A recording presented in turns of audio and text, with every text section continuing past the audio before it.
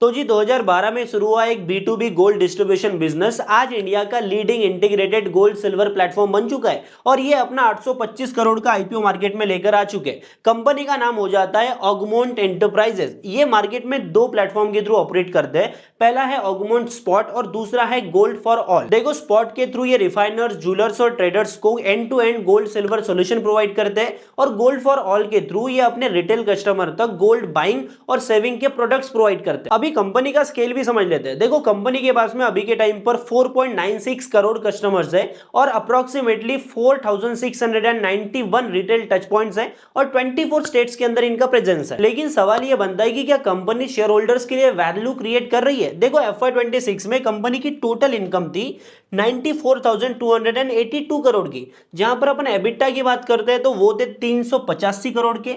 EBITDA margin की बात करें तो 0.41% और कंपनी का रिटर्न ऑन इक्विटी था 51.04% का।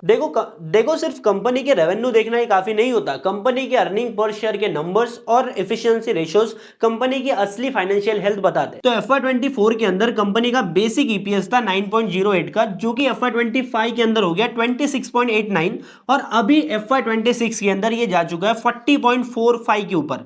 मतलब 3 साल के अंदर कंपनी के ईपीएस के अंदर 4x 4 गुना की ग्रोथ देखने को मिली है।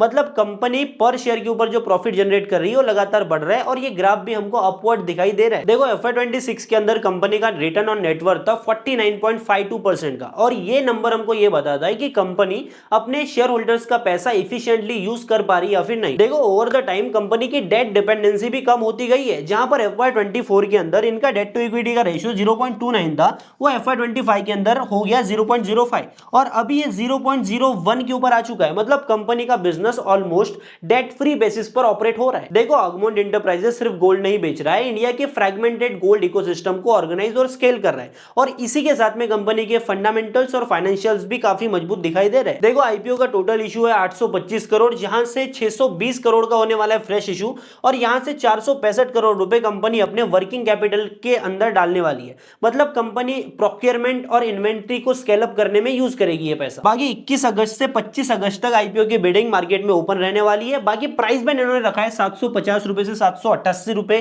पर शेयर का। बाकी आप कमेंट में मुझे बताओ कि आप इसमें अप्लाई करोगे या फिर नहीं।